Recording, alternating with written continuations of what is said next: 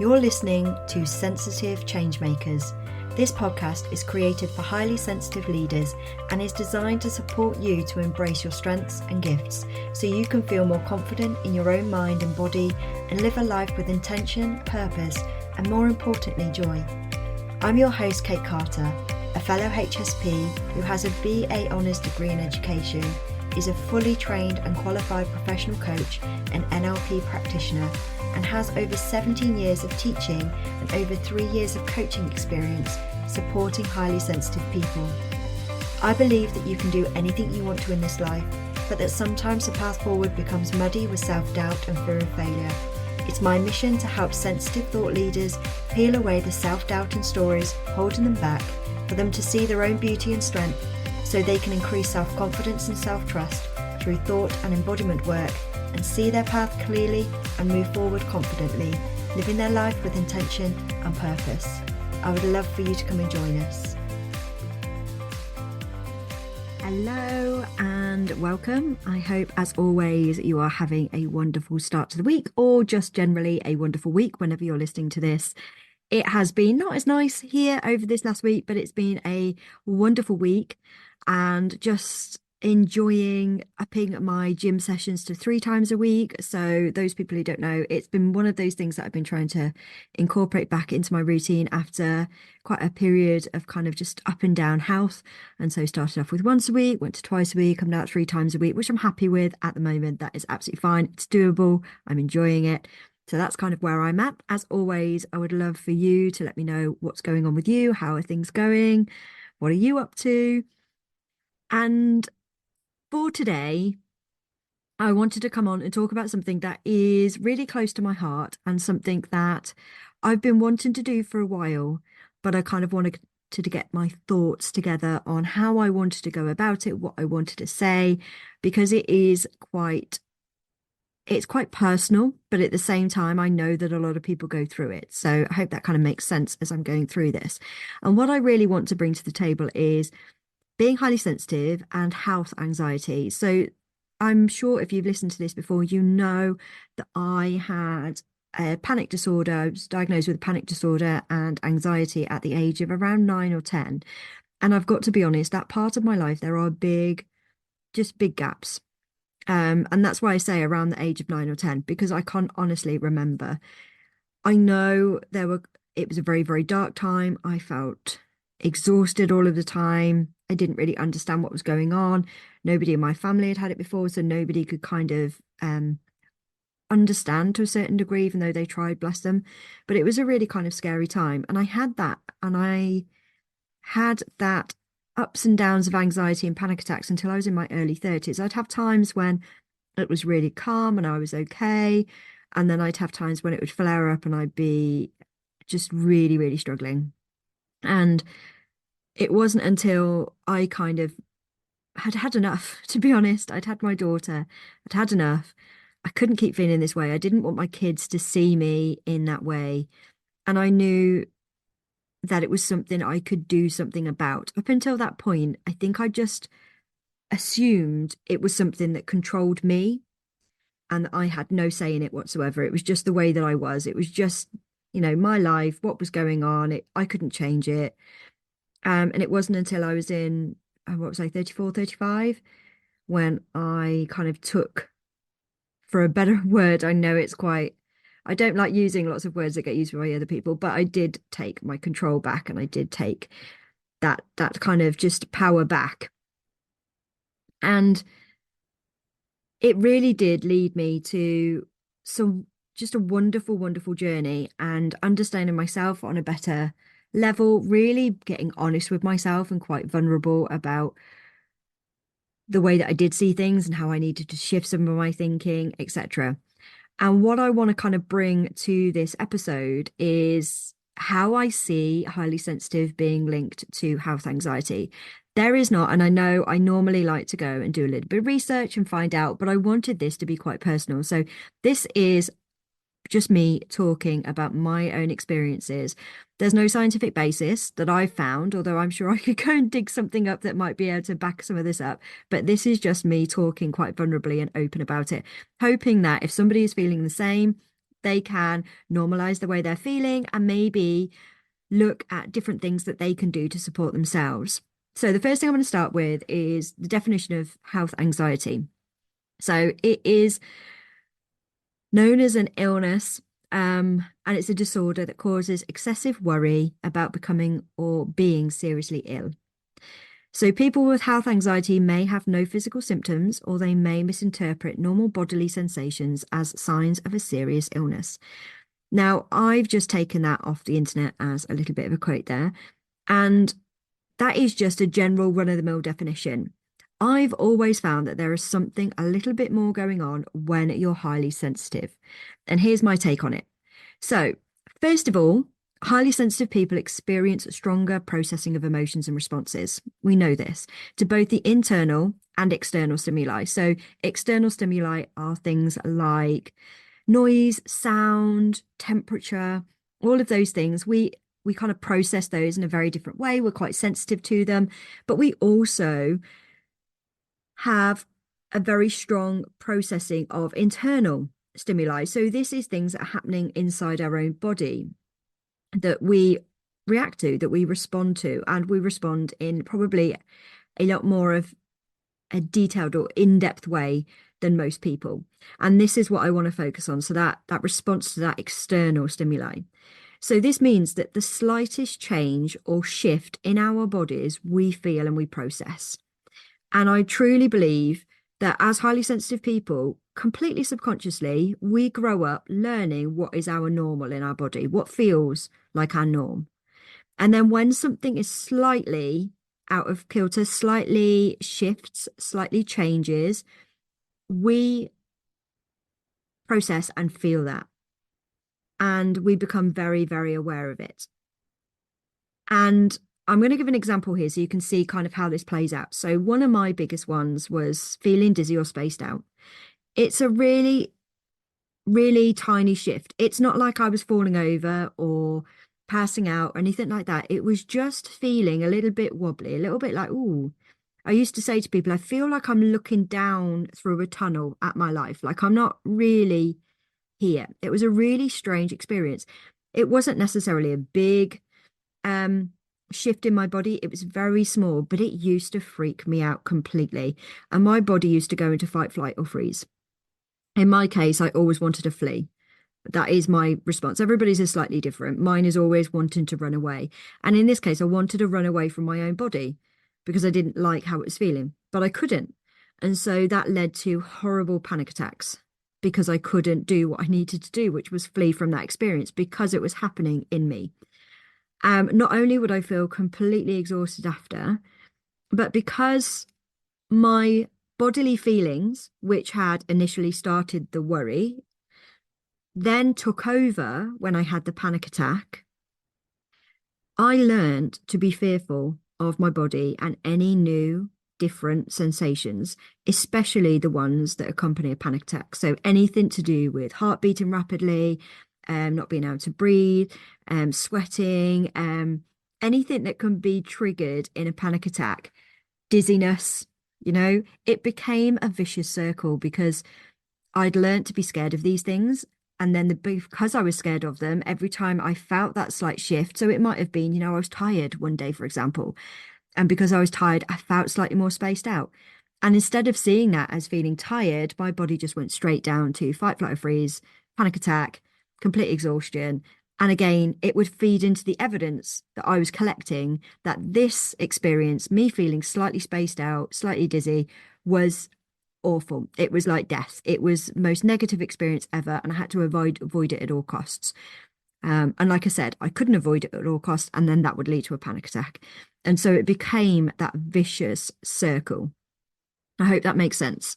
So because we're more aware of these tiny, tiny shifts, we do put more emphasis on them, like I did with that feeling spaced out. And if we pair this with negative bias, which, like I've said, every human has, but as we discussed in the podcast last week, if you didn't listen to it, go and listen to it. We were talking about how there is a link between having more negative experiences and being highly sensitive. We do really kind of seem to focus on those if we don't teach ourselves a different way.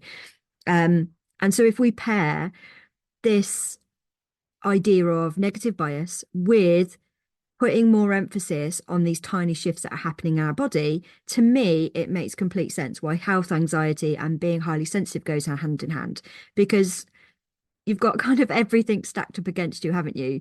You're feeling those feelings, which, most other people would probably just not even consciously become aware of, and you are aware of them. And then on top of that, you've got this kind of more leaning into that negative thought process, those negative biases. And so you end up just in this vicious circle. So that's kind of my one take on it. The flip side of this, however, and I've experienced both ways. So the flip side of this is we can often feel those shifts. And it does mean that that there's something not quite right. And it doesn't have to be life or death, which I know, you know, 15, 16-year-old Kate, even God, 30-year-old Kate would have felt that it had to be. It couldn't just be just something slightly off. It had to be the worst case scenario. It doesn't need to be the worst case scenario, but it might show that something isn't quite right. And I've always said, even as a young kid, I remember saying to my parents, something isn't right.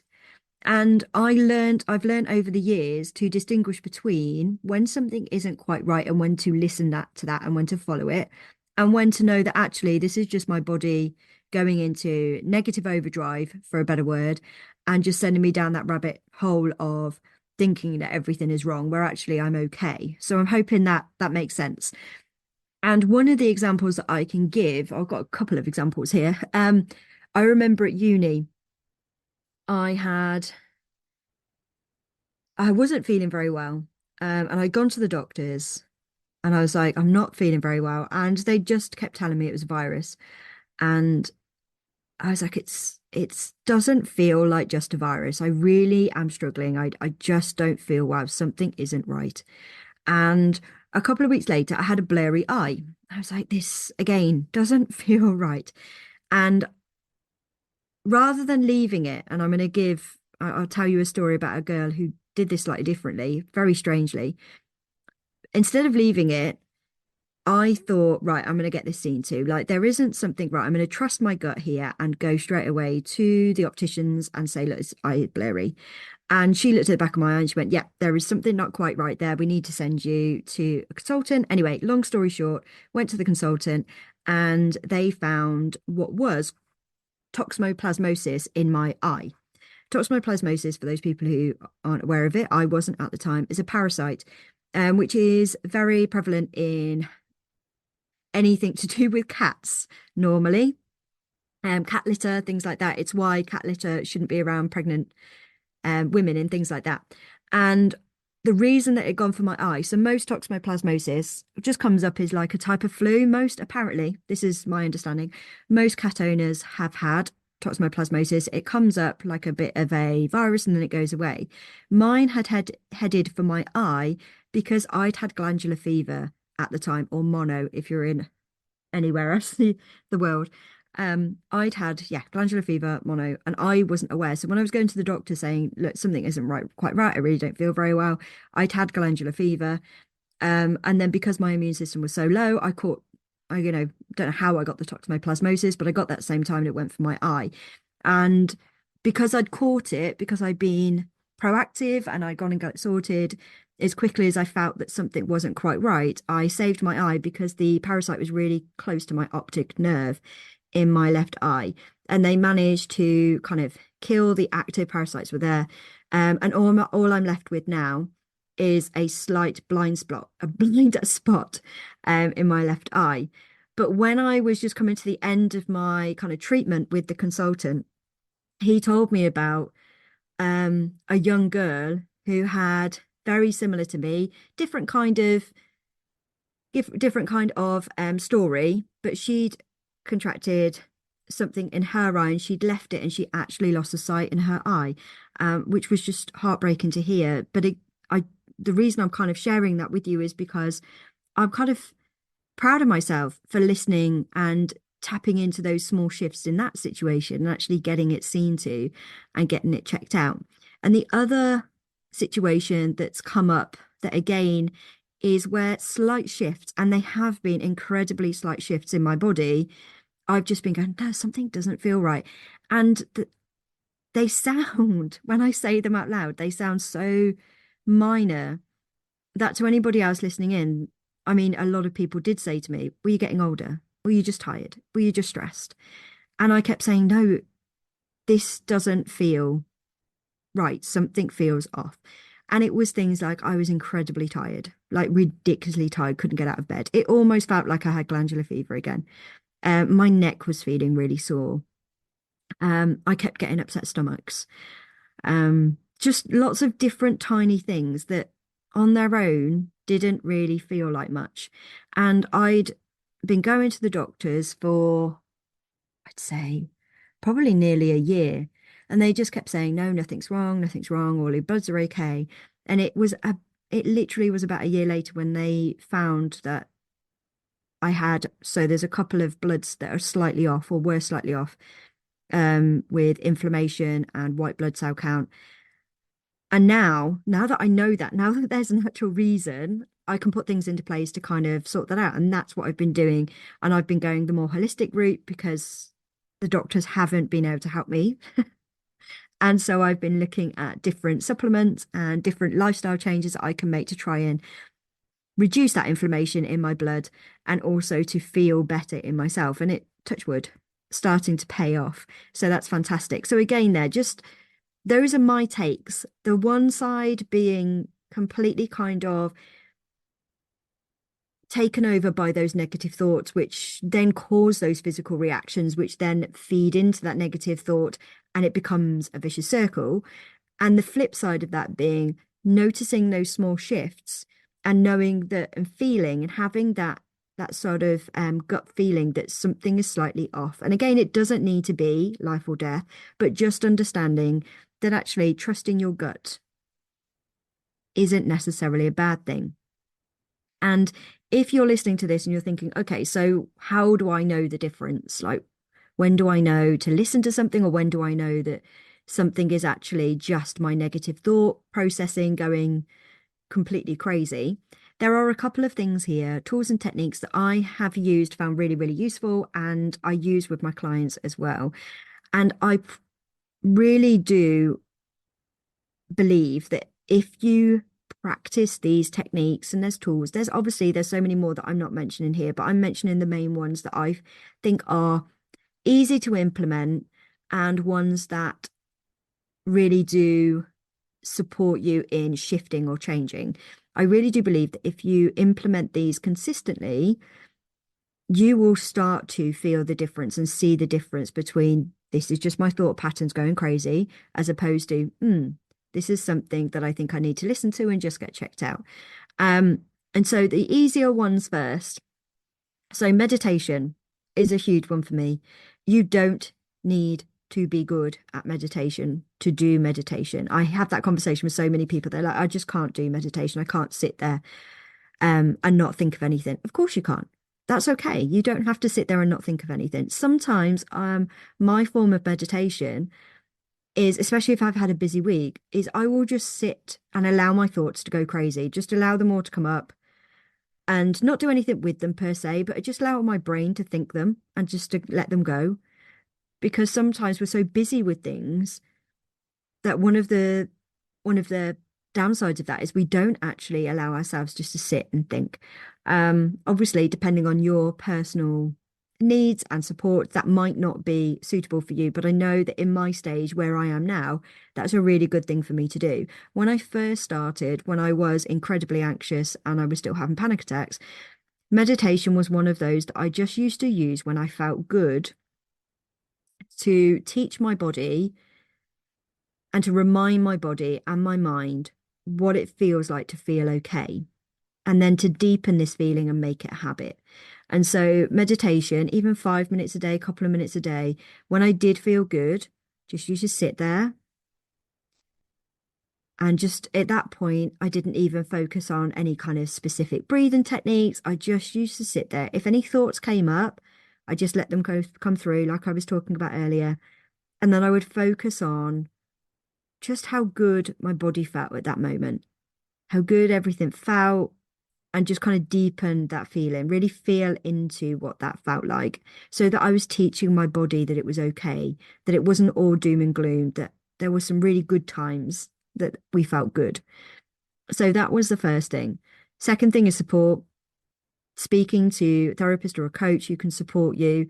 And I promise you that you will start to see that number one, it's more common than you think it is, and that your body and your brain is always trying to help you.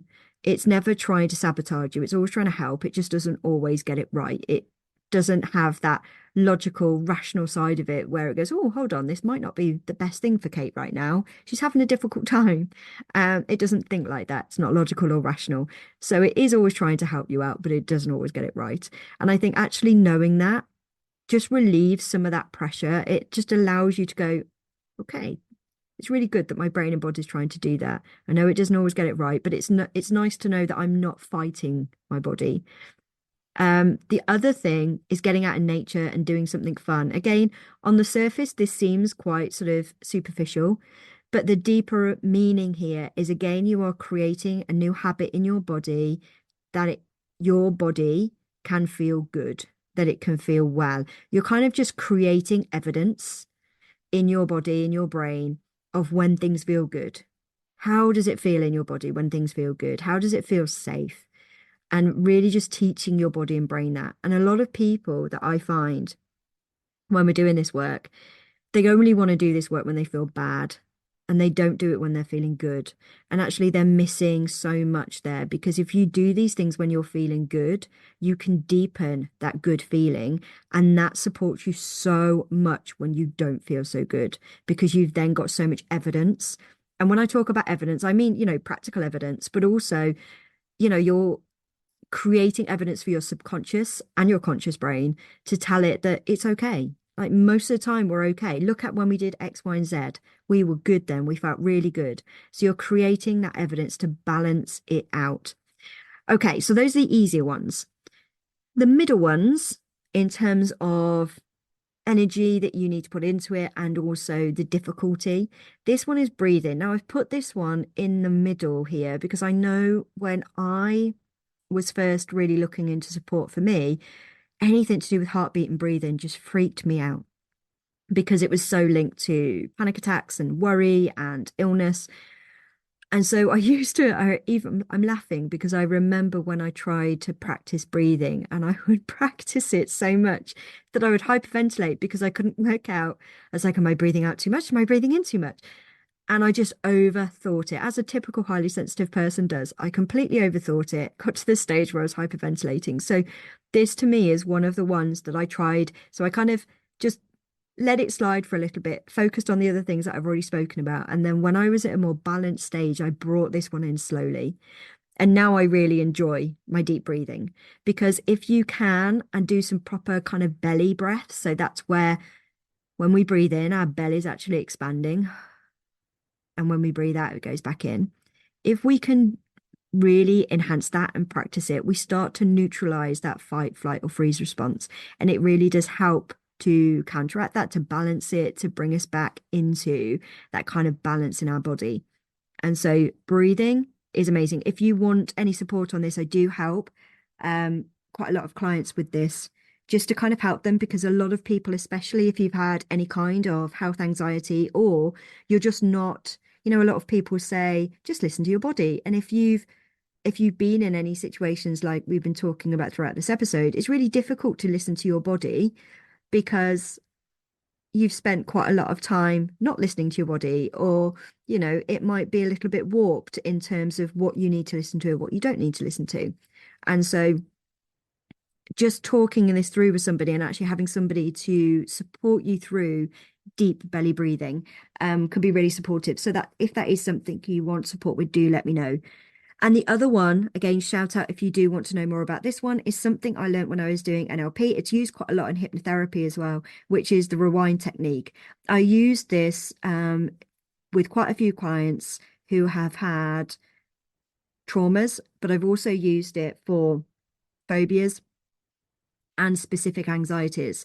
And so rewind technique is where we do disassociate from a specific event. And obviously, normally disassociation is something that is like a it's like a survival response. It's not something we necessarily want to encourage. But in this particular situation, because you're doing it in a very supportive way, you're doing it so that you can see something that was tough to experience from a disassociated perspective. And it really helps to kind of see things in a different way. So the rewind technique is you've got that disassociation and you look at a specific event that happened that you want to focus on, and we see it from different angles, and we distort it in certain ways so that it reduces that emotional hold on us. And it can be really, really impactful, and it can work in, I don't normally like to say it can work in just one session, but it can really help in just one session just to kind of reduce some of that emotional hold that we're holding on to. So if you do want any more information about that, do let me know. And then the tough one. So this is the one that is the most uncomfortable, the one that I feel takes practice and time. And that is in my experience, it doesn't need to take as long as it did for me or for some of my clients. Some of my clients zoom through this to get to this bit really, really quickly. And it is different for everyone. There is no right or wrong. Everything is normal for you, but it is learning to sit with those unwanted bodily feelings. So the ones that you know trigger you, it's actually learning how to sit with those. So for me, it was learning how to sit with that dizziness, spaced out feeling, or learning how to feel, to sit with tingles or things like that, that I knew at this stage, because I'd been practicing it for a while, wasn't anything that I needed to be concerned about. It was my thought process, that the negative thought process going out of control. And I needed to lean into that and kind of sit with it and know that it was going to be okay. And again, you're teaching your body a new response here by doing this. You're finding the safety in your body, and you're deepening that safety in your body as you're feeling this unwanted bodily feeling. And I know it sounds counterintuitive, but I promise this was the big thing for me. It hands down. Obviously, everything, every other little thing has really helped as a compound effect. But this one thing, just doing this regularly, all of my panic attacks lost its power every time.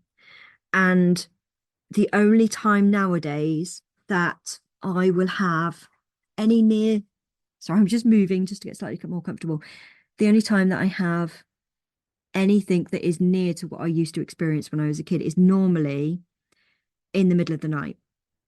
When I wake up suddenly, and I swear that perimenopause has got something to do with this, but I wake up in the middle of the night and I'm like, oh, and I've now got, so my way of dealing with this, if it helps to give you a real life example. So if I wake up like this and I know that I've got one or two choices, I can allow my body to go with where it normally goes, which, prior to my 30s or late 30s would be to a panic attack, or I could change and do something different and choose again.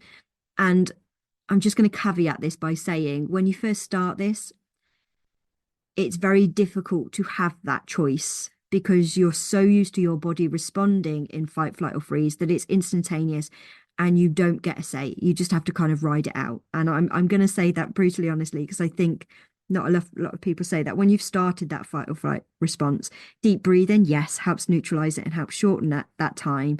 But it is kind of, you're there and you're riding it out. The more you practice the techniques that we've been talking about here and deepen the safety element, especially, which we're going to talk about in a minute, you can actually start to create a gap between the trigger that's happening and the response that you have. And once you start to have that gap, that's when an element of choice comes in. Hope that makes sense. So I have that now. I've been practicing this for 7 years, 8 years, something like that. So I have now got to a stage where I have a little bit of a gap. So if I do feel that there is something happening, like I said, it's normally in the middle of the night where I'm not even consciously thinking of anything. It's obviously very subconscious. And I wake up. My go-to thing is, right, deep breath. Start off with, I do my deep breathing. Always go to the toilet. I always completely wake myself up. So this is just to help me to get to that rational part of my brain. So I go, turn the light on in the bathroom, go to the toilet, wake myself up. And normally by the time I get to bed, back to bed, I'm nice and relaxed and I can go back to sleep. Sometimes I might need to do a few more deep breaths or deep breathing just to kind of breathe it in. Other times, there are times when I need something to shift a little bit further. And so I'll watch something funny for about 5, 10 minutes just to kind of shift my my internal kind of dial, if you like. And that helps to relax. So there's lots of different things that I do now just because I've got that gap that I never used to have. And one of the things, because I'd love, if you feel like this, I would love for you to be in that situation where you get to choose. I'm going to go through an activity you can do that helps you to feel more balanced. And so, if you are able now to sit somewhere quietly and calm, please do so. If not, you can come back to this at another time. And what I want you to do is it's a very short activity. So it's almost meditation, but it's not quite. So I want you to kind of just sit somewhere calmly and quietly. And if you feel able, I just want you to do some of those deep belly breaths. If you're not there yet, because that feels too foreign in your body or too strange, you can just close your eyes. And I always, again, maybe this is a highly sensitive person, I can always kind of see lights and shapes when I close my eyes. And that was one of the most helpful things when I was first meditating, because like I said, the breath thing used to just scare me. And so just closing my eyes and just looking at those lights was a way of putting me into kind of a bit of a mini trance without me overthinking my breathing. And so if that feels more appropriate for you or helpful for you, then you can use that. So I'm just going to give you a couple of minutes just to do some deep breaths.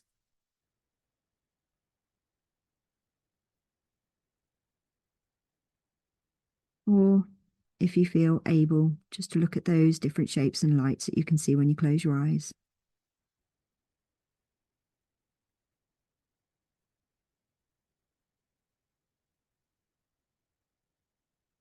And I want you to just be aware of your body. So slowly, I want you to start with your toes. And I want you to imagine like a wave, a nice warm wave of warm air is going over your toes and your feet. And you can just feel them relax a little bit more. And then that same warm air is going to travel as a wave over your legs and your knees and over your thighs, over your hips and your lower stomach and your stomach. And as it gets to the higher part of your stomach, you can start it feeling going over your hands, your fingers, and your arms, up to your chest and shoulders, your neck, and your head. And I want you to just almost release yourself into a slightly deeper relaxation. Doesn't need to be big, just a 1% release. It's just a bit like a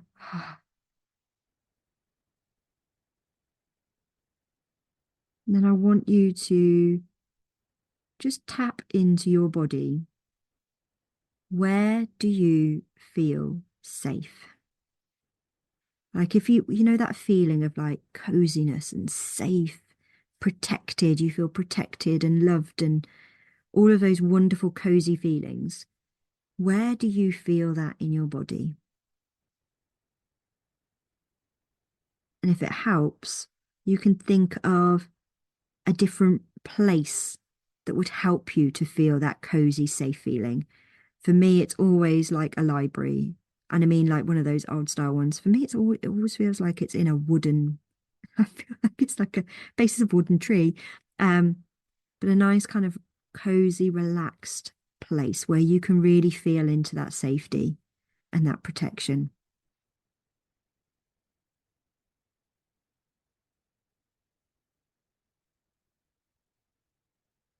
If it helps, I always feel mine in my kind of stomach. It's like a cozy, warm feeling in my stomach that everything's okay.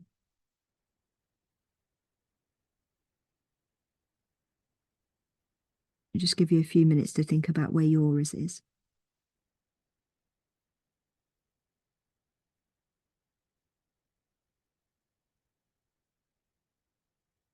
And then I want you to deepen that feeling. So if you can imagine a dial, maybe the dial is up to about 6 out of 10. Can you dial it up to 7 or to 8? And really kind of just feel a little bit more into that cozy feeling, that safety feeling.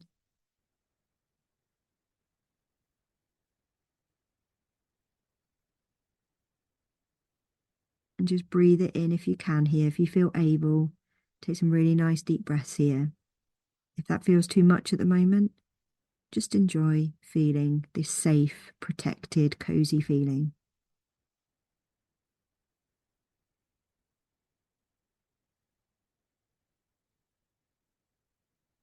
Now, I want you to say to yourself, or you can say it out loud, I want you to say, I can take this feeling with me wherever and whenever.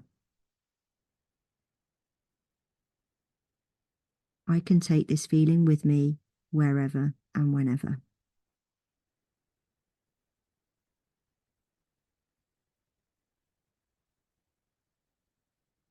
And I almost want you to encapture this. And one of the ways that I find really powerful, it's going to sound a bit strange, but I promise you it helps, is to actually physically give yourself a hug right now. So just to wrap your arms around your arms or your shoulders and just give yourself a hug at this moment. And really kind of encapture that safe, protected, cozy feeling.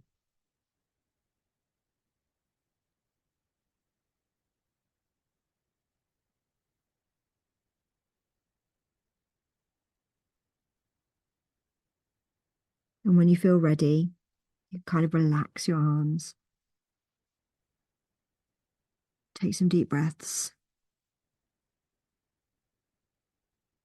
Start to become aware of your surroundings. And when you feel ready, you can open your eyes.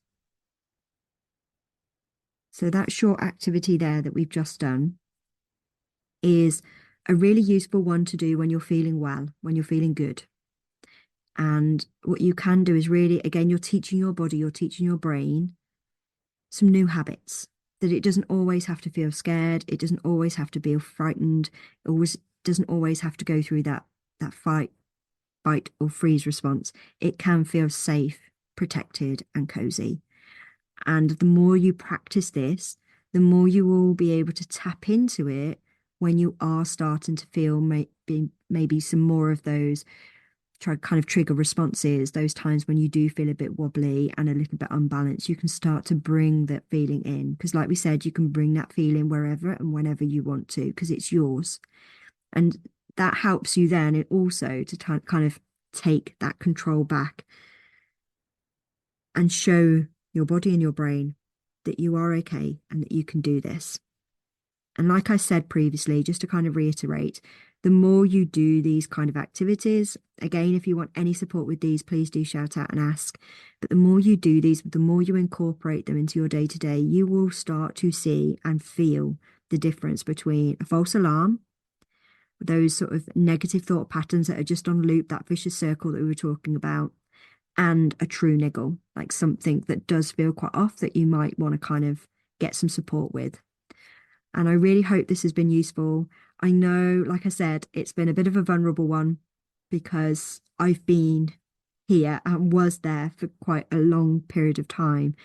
And one of the things that I found frustrating when I first started my journey were loads of people were saying, just listen to your body knows best. And I'm like, yes, but I've spent so long fighting against my body and thinking that my body is wrong and feeling scared of my body that I don't know when it feels good or what it feels like when it's telling me the right thing or something that's true.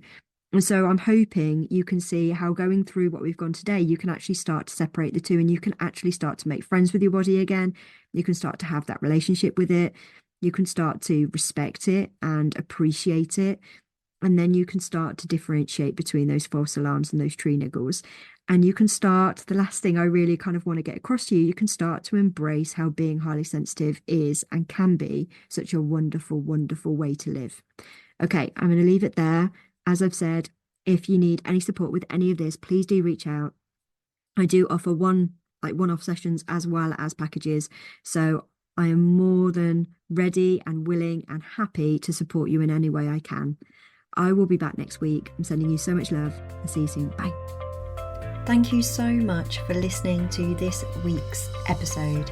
If you have any takeaways or any questions, please do reach out to me either through Instagram, LinkedIn or Facebook at Kate Carter Coaching, or you can email me at kate@katecarter.co.uk. I always love to hear your feedback and the things that you have taken from the podcast. If you know of any other highly sensitive people, then please do share this so that I can reach more and support more highly sensitive people to embrace their strengths and gifts. As a thank you, I will pick a winner every month for a free 50-minute coaching session with me. Thank you so, so much.